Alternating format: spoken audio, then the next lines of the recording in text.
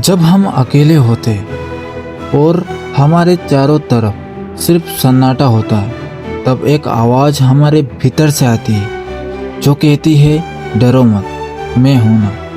यह आवाज़ किसी और की नहीं बल्कि स्वयं श्री कृष्ण की होती है।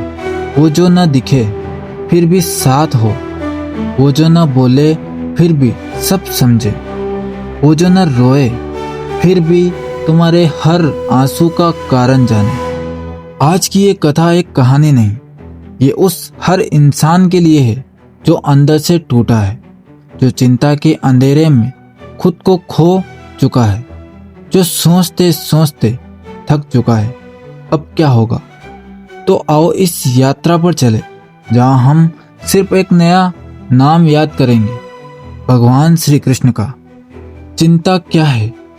चिंता वो आग है जो बाहर नहीं जलती लेकिन अंदर राख कर देती है।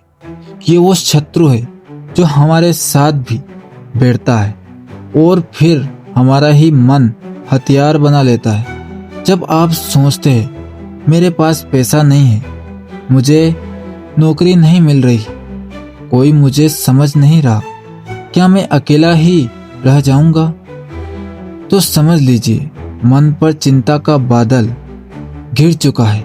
लेकिन सवाल यह है, क्या चिंता करने से कुछ बदलता है? भगवान श्री कृष्ण कहते हैं, हे अर्जुन, तू चिंता क्यों करता है? जो होना है वो होकर रहेगा। तू केवल कर्म कर, बाकी मैं संभाल लूंगा। लेकिन क्या हम ये मानते हैं? नहीं, हम सोचते हैं सब कुछ मुझे ही करना है और वहीं से मन का बोझ शुरू हो जाता है। मन पर विजय। मन बहुत चंचल है, वो बार बार हमें हमारी असफलताओं की याद दिलाता है, हमारे डर, हमारे बीते कल और उस भविष्य की जो अभी आया ही नहीं। और जब ये सब इकट्ठा होता है तो इंसान अकेला महसूस करता है। कृष्ण ने गीता में क्या कहा है? तो अपने मन को ऊपर उठा, उसे गिरने मत दे, क्योंकि तेरा सबसे बड़ा मित्र भी तेरा मन है और सबसे बड़ा शत्रु भी तेरा मन ही है। तो पहला युद्ध बाहर नहीं, मन के भीतर है। जब तक तुम अपने विचारों को नियंत्रित नहीं करोगे, तब तक कोई कृष्ण तुम्हारा रथ नहीं चला सकता। जब अर्जुन भी टूटा था, महाभारत का सबसे बड़ा युद्ध सिर्फ हथियारों का नहीं था बल्कि अर्जुन के मन का था।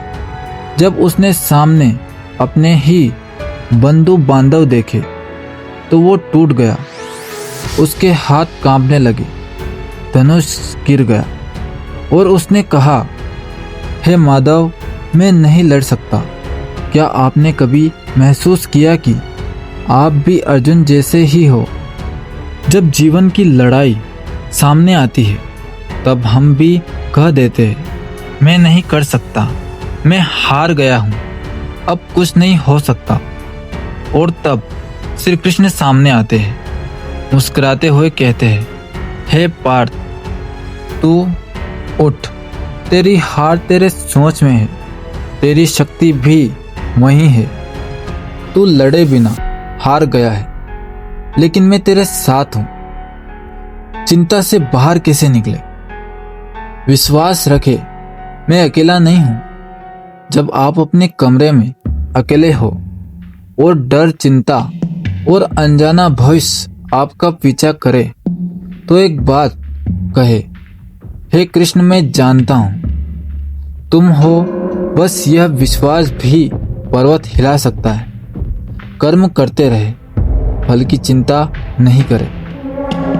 आपने मेहनत की है तो वो कहीं ना कहीं रंग लाएगी।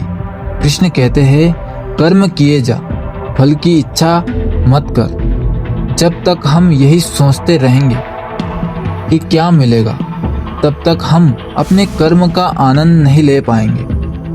ध्यान रखे, मन को स्थिर रखे, रोज 10 मिनट शांत बैठे, श्री कृष्ण का नाम ले, सिर्फ सांस पर ध्यान दें, आप पाएंगे मन खुद शांत होता जा रहा है। सेवा करें, किसी और की चिंता दूर करें। जब आप किसी और को मुस्कुराने का कारण देंगे तो आपको चिंता छू भी नहीं सकती, क्योंकि सेवा आत्मा को प्रकाशित करती है।